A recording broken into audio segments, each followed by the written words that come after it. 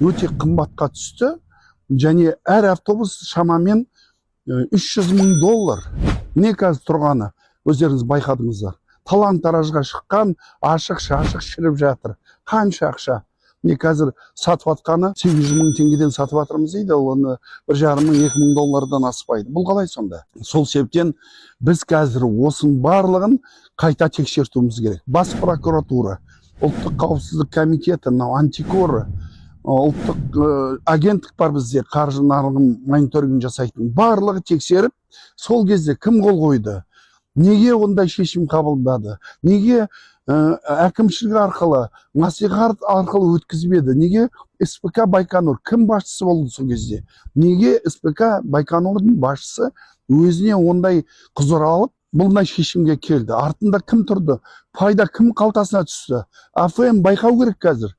Кім осы жаңа жобадан пайда тапқан? Бұл жергілікті бюджеттің ақшасы бүкіл Қызылорда облысының азаматтарының салығынан жиналған. Сол себептен әрине талан-таражға шыққан ақшаны біз толығымен зерттеуіміз керек. Мен түсінгенім, бұны 13-ші жылы бұл жоба басталған. СПК Байконур деген бар, тікелей Европалық даму банкі арқылы жасаған келісім шарт. Дұрыс тексерілмеген. Және бұл өте қымбат автобустар. Мысалы, бүгінгі күні айтайық, 4,170,000,000 ақша болатын болса, 10 жылда оны жергілікті бюджеттен 9 миллиард қылып төледік. Барлық автобустарды ақшасына шақсақ, бір автобус 100 миллион теңгеге түсіп тұр. Өте қымбат.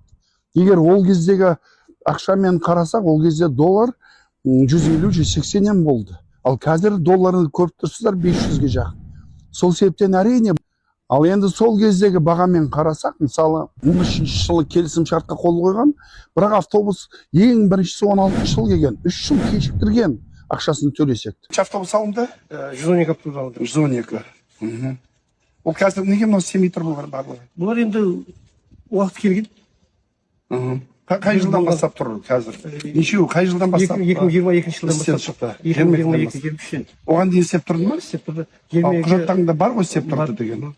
Кезең-кезеңмен сол 22-23 жылдары шықты. Бірден бір мезетте шығып кетті ма? Бір мезетте емес, жаймен тұрды. Ең үлкен проблема неде? Мысалы, аяғы ескі автобустар әлі жүріп жатыр ғой, 20 жыл, 30 жыл болған. Бұлар не болып қалды? Ол гарантиясы қанша еді бұл автобустар? Гарантиясы 5 жыл, 6 жыл болатын гарантиясы. Қазір тұрған қанша автобус тұр? Қазір 84 автобус тұр. Осылардың да? Қалған сатып жібердіңдер ме? Қалған сатып жібердік. Қаншадан саттыңдар? 800.000 теңге. Енді қазір құжаттар дайындалуда. Ол кездегі автобустар, сол қарасаң, 16-ші жылы бұндай автобустардың жақсылауы, сапасы жоғары, белгілі фирманың автобусы осыған ұқсас. Олар 70-80 мың көлемінде тұратын. Бұл компания белгісіз. Бұл компанияның автобусын алып келу үшін амал жоқ, шетелге жіберуге мәжбүр болды. Себебі оны ешқайда тексерілмегеннен шетелге апарып, оны әртүрлі жағдаймен тексеріп, лабораторияға қанша ақша төлеп, оған 2 жыл уақыт өтіп кетті. Сонымен қатар бұл автобустарды белгісіз компания алып келгеннен кейін ол жерде жөндеу, ешқандай сервис жоқ, гарантиясы орындалмаған. Міне қазір тұрғаны, өздеріңіз байқадыңыздар. Талан-таражға шыққан, ашық-шашық шіріп жатыр. Қанша ақша?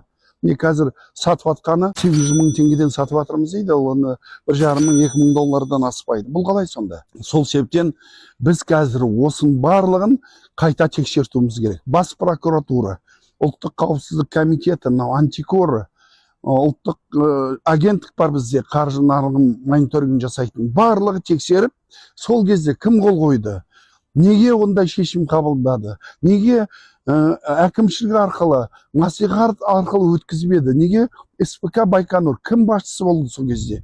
Неге СПК Байконурдың басшысы өзіне ондай құзыр алып, бұлдай шешімге келді? Артында кім тұрды? Пайда кім қалтасына түсті? АФМ байқау керек қазір. Кім осы жаңа жобадан пайда тапқан?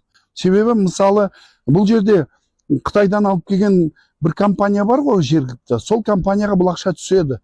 Ол компания кім атында тұр?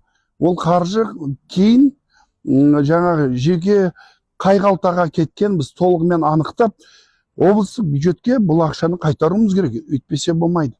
Қандай бұл? алдағы уақытта мынау заң мен тәртіп деп айтып отырмыз. Неге сол кездегі чиновниктер заң бұзады, оған біз немқұрайлы қарауымыз керек. Мен бұны олай қалдырмаймын. Жақын арада бас прокуратураға, ұлттық қауіпсіздік комитетіне және АФМ-ға хат жазып, толық тексеруді талап етеміз.